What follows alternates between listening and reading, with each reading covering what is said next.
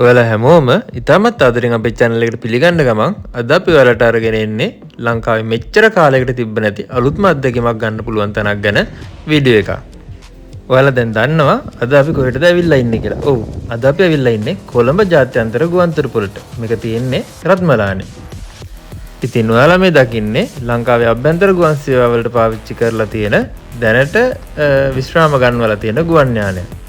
මේක ජාත්‍යන්තර ගුවන්තොටුපළක් වුණාට මෙතන කටුනායක වගේ ලොකු රාශ් එකක් දකින්න නම් නැහැ. හායි. ඔන්න අපි අද ප්ලේන් පදින්නයි යන්නේ. දැන් ඇවිල්ලා ඉන්නේ රත්මලානේ එයාපෝට් එකට. යනම අද මොකද කරන්නේ කියලා තම්නේල් එකේ මේ වෙනකොට ඔයගොල්ලෝ දන්නවද කොහෙද ඇවිල්ලා තියෙන්නේ කියලා. අන්න යනවා ප්ලේන් එක. ඉතින් ඔයාලත් මෙතනට එන්න හිතන් ඉන්නවා නම් වාහනේ පාකින් එකේ නවත්තලා ටික දුරක් එන්න තියෙනවා මෙතන එන්ට්‍රන්ස් එකට. එන්ට්‍රන්ස් එක ගාම තියෙන සිකියුරිටි ඔෆිස් එකකින් අපිට අපේ ID numbers වලට පාස් එකක් ගන්න පුළුවන් ඇරෝ එවිෂන් එකට යන්න. අපි දැන් අපේ පාස් එක ගත්තා. පාස් එක අරගෙන ආයි අපිට මේන් ගේට් එකෙන් එළියට යන්න වෙනවා. මේන් ගේට් එකෙන් එළියට ගිහිලා මීටර් 500ක් විතර යනකොට අපිට ඇරෝ එවිෂන් ෆ්ලයිಯಿಂග් ස්කූල් එකේ ගේට් එක හම්බ වෙනවා.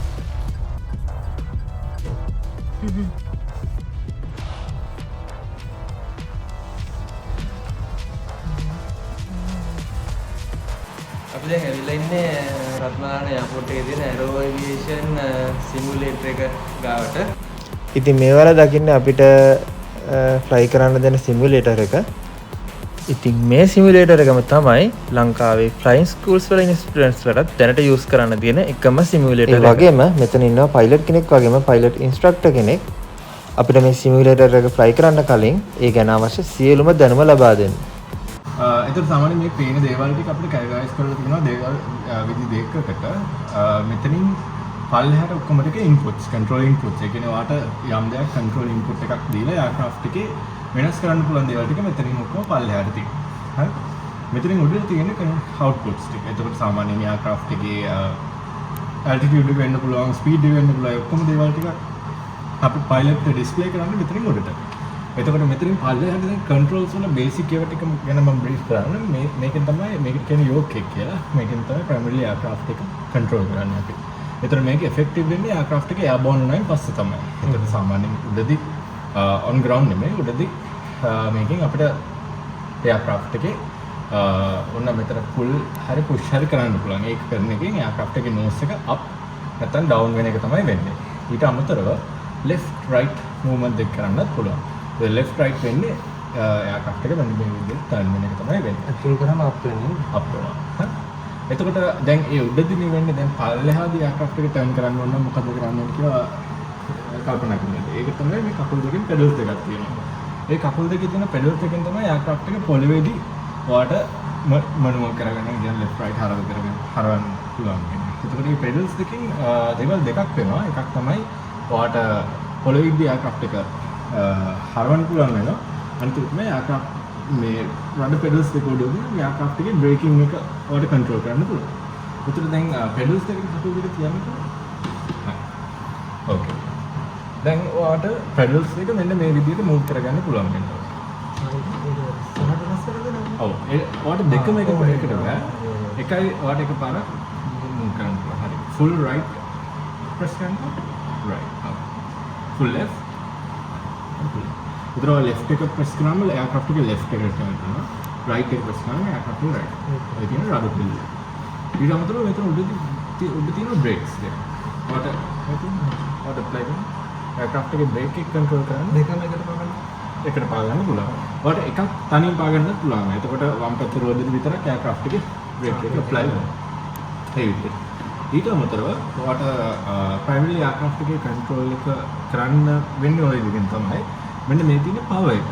ඊළඟට වැඩ කරන දේ. ඒතකොට aircraft එකේ engine එකේ power එක control කරන්නේ මෙන්න මේ විදිහට. ඒතකොට මේකේ වික්‍රම power අපි මෙතනින් apply කරනවත් එක්කම ඔයාලට දැනෙයි මේ ඔක්කොම central engine aircraft. තනි engine එකයි තියෙන්නේ. ඒතකොට මේ aircraft වල propeller එක කරගෙන දකුණට පැත්තට.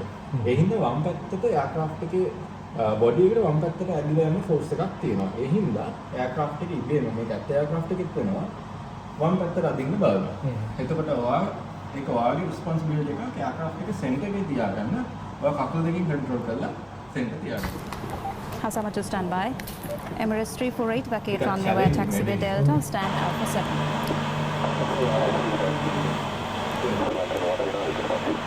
Sri Lankan 139, taxiway Alpha to holding point runway 22. Sri Lankan 139, give way to Emirates Boeing 777, taxiing on parallel taxiway left to right.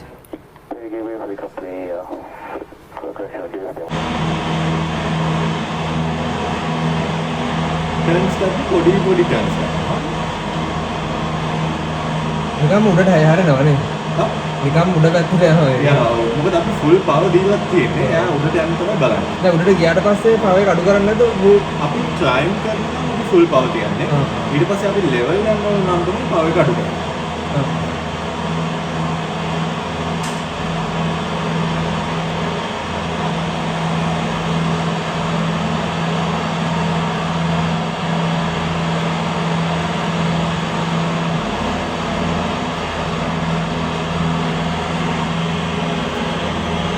දැන් කොච්චර උඩින් ඉන්නවද කියලා මේකේ දැන් පේනවා. බලන්න ඇල්ටිටියුඩ් එක දැන් නිකන් 1100ක්. මෙතන පෙන්නන්නේ. ඔතන පෙන්නන 1100.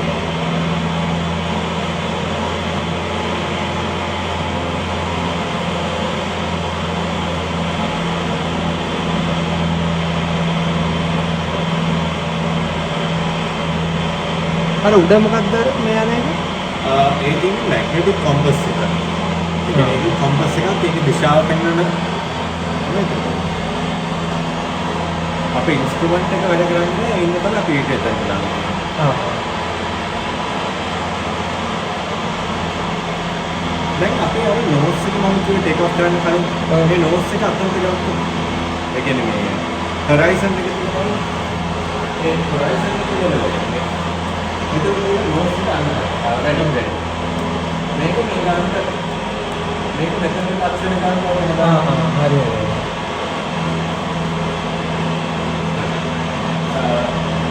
ලෙවල් කරගන්න.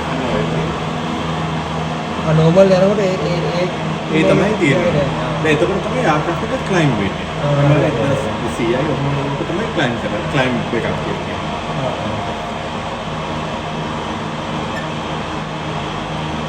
නෝස් එක ගොඩක් ඩවුන් වුණොත් එයා ලෙවල් තමයි ෆ්ලයි කරන්න බලන්නේ.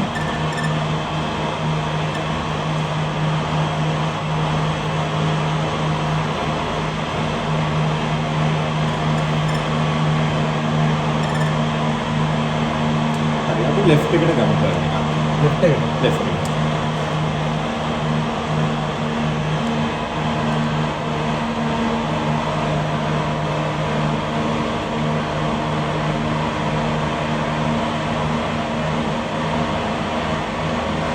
දැන් මේ චුට්ටක් අඩු කරගන්න. ඔය තියෙන මේක. ඔය කලුපොත් එකම ඔය හරිය මේක. ක්‍රීමි ලෙවල්. හෙලෝ. එයාපෝට් එක පේනවද? ඔදිනේ අර. දැන් අපේ උස කීයද? දැන් 2000. දැන් අපිට ලෙවල් කරගන්න ඕන නම් අපි මේ අපේ පවර් එක තියෙනවානේ. කළු පාට පවර් එක අපි මේක අඩු කරන්න ඕනේ. මේක 20 පෙන්නන්න.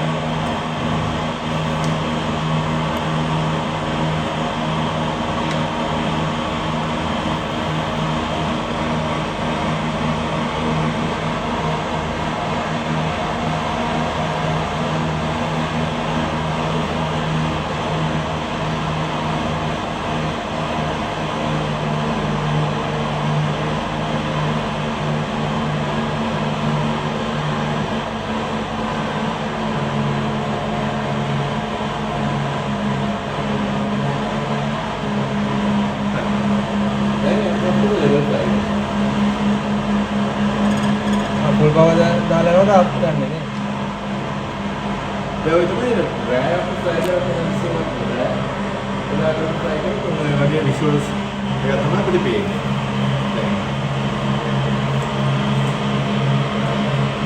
කොට දිනුවේදී ලොකු ප්‍රශ්නයක් වෙන්නේ නෑ. අපිට අහසයි පොළවේ වෙන් කරගන්න පුළුවන්. නමුත් මුහුදුට යද්දී අපිට අහසයි කොතනද මුහුදු කොතනද කියලා අඳුරගන්න බැක් යූස් කරන්නේ. පයිලට් යූස් කරනවා මෙන්න මෙතන අහසයි පොළොවයි මේව කරගන්න පුළුවන් ප්ලේන් එකක් තියෙනවා. 501 ready to copy 3.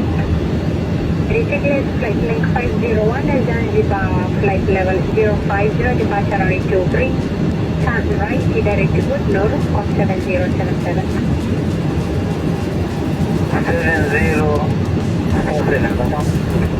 50, 40, 30, 20, retard, 5. Flight link 501 is declaring to reach correct report and ready for departure statement. Ready by Zulu 50. Flight link 501 now junction on bridge line of 5 straightaway. Line up and expecting 501. Yeah. දැන් කවුරු දෙකක් control එක යනවා. ඉතින් ඔයාලා දැක්ක වගේ අමාරුවෙන් ප්ලේන් එක රන්වේ එකට ලෑන්ඩ් කරගත්තට මොකද නවත්ත ගන්න හම්බුනේ ප්ලේන් එක රන්වේ එකෙන් එළියට ආවට පස්සේ.